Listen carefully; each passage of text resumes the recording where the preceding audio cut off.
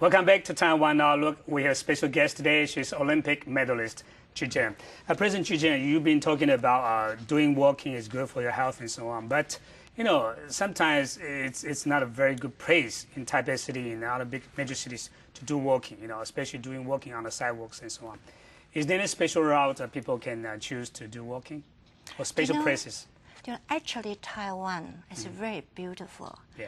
What is Formosa means? Yeah, beautiful island. Yeah. See, actually, you look around. If you to be very careful, you are able. Anybody can find walking trails. Yeah. See, then I would like to invite audience to go to the website of Bureau of Health Promotion, or go to Hope Foundation's your website, official website. Our website, that's right. And we have a recommended 100 route or trails. See, in different cities and counties. But actually, almost every cities or counties, see, even the township, they do provide information about where a person can go for to walk. Yeah. What makes a route a perfect, walking trail? First of all, it's not crowded. It's quite away from the crowd, and a lot of trees. Better yet, even little streams. How about walking on the beach? Is that a good idea? Yes, very, very good. If a person is able to find, or to reach the beach, it's wonderful. It's really beautiful. That's right. See, but I hope the beach is not polluted. And sometimes with the glass. Broken glasses. That's right. Then it's not very good. Yeah. See. I know your foundation has been cooperating with the government in promoting walking. Yes. How's the government been doing in terms of promoting walking? Do they create more and more walking trails for the people? Oh, yes. Yeah. Yes. I think there is a project to create, they call that 1,000 kilometers of cycling trail, and 10,000 kilometers of walking trails. Actually, this project started, I'll say, about 3 or 4 years ago. Yes, that is very good. So if you go look around, different cities, let's say Taipei City and Taipei County together, along the rivers, it's a total walking and biking and biking trails. It's more than 200 kilometers. Yeah. And also, if you go to the southern port city, Kaohsiung, let me tell you, it's beautiful walking and cycling trail. It's really beautiful. As you may have noticed that in recent years, there are more and more people doing biking, walking and so on. What explains that kind of increasing number of people doing walking and cycling? Well, because people are more aware of the importance of have a healthy body. That's right. And a healthy mind, healthy spirit. That's right. Yeah. Yeah, but apparently it takes time, to exercise. Look, that time to exercise for an individual or for the government. For individual. Yeah. So, do you think that people should get up earlier, 6 minutes, 30 minutes, and do walking and to enjoy a better and healthier, body? Well, when we talk about exercise for health, if a person really has that in mind, they can do exercise any time. Yeah. What I really like to mention, Professor Chai, I know when he's in his office, he always walks to his colleagues, and next to his colleagues, instead of pick up the phone and then talk to the colleagues. No, he always walk. First of all, it's to be very close, very intimate, right. and very warm, and also he's able to add up to the steps.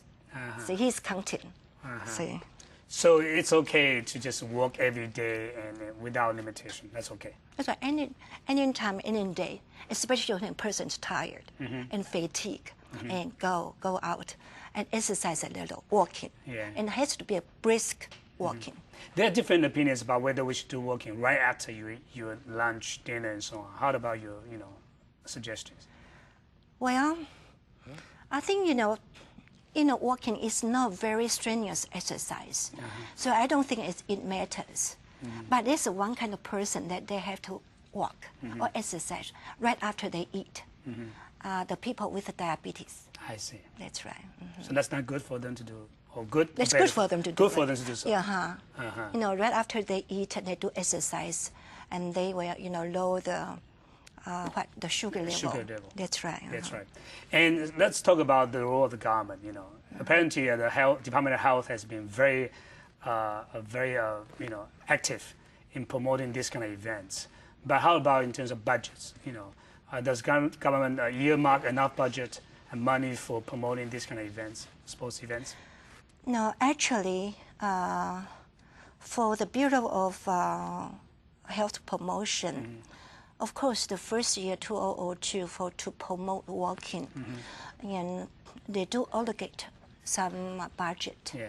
Then after that, actually, it was us, you know, Your Hope foundation. Foundation, and we try every way, any possibility to look for sponsors, and we are quite lucky, you know, to be able to locate some sponsors. Do you find support from the business community as well? Well, actually, you will never believe it.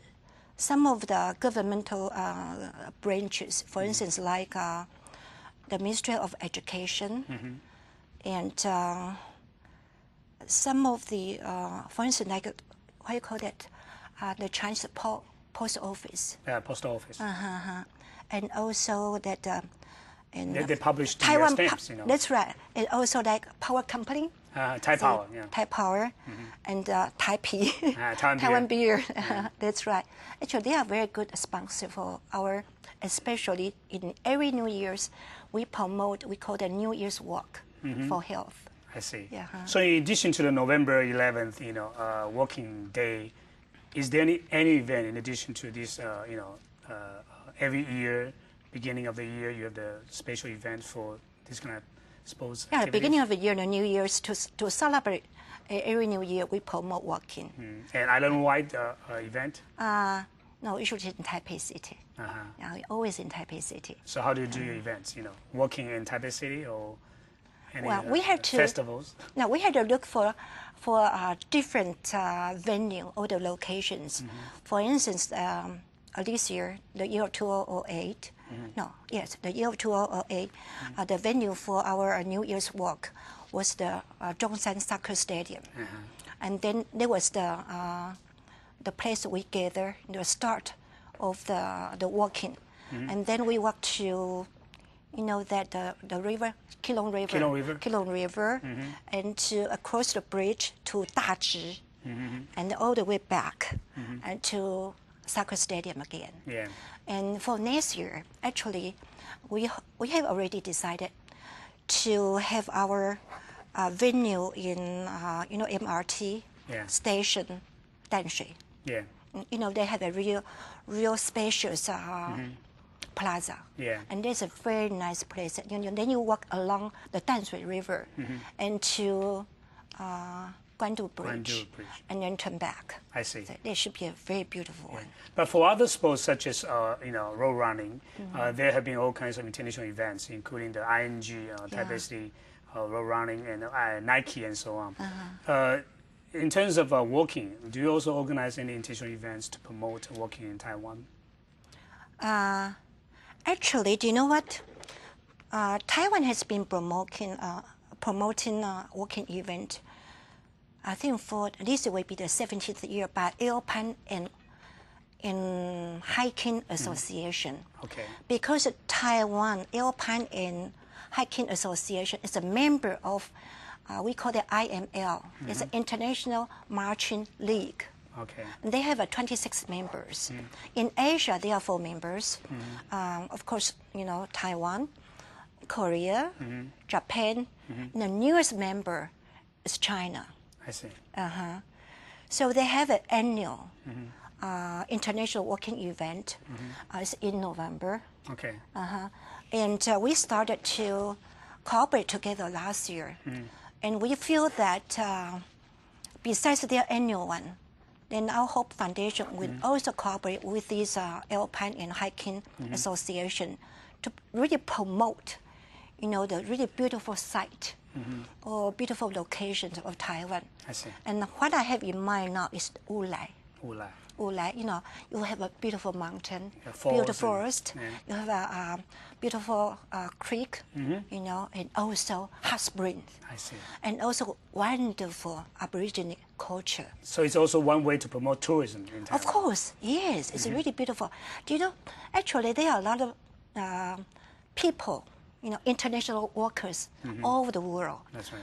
And they really enjoy working, and they are willing to pay I see. any price to go to the beautiful place to work. That's right. And I think Taiwan is able to offer that such opportunity. Yeah. So to promote Taiwan, and as a tourist, we call that combined working and vacation together. We call that sports travel, or leisure and sports together.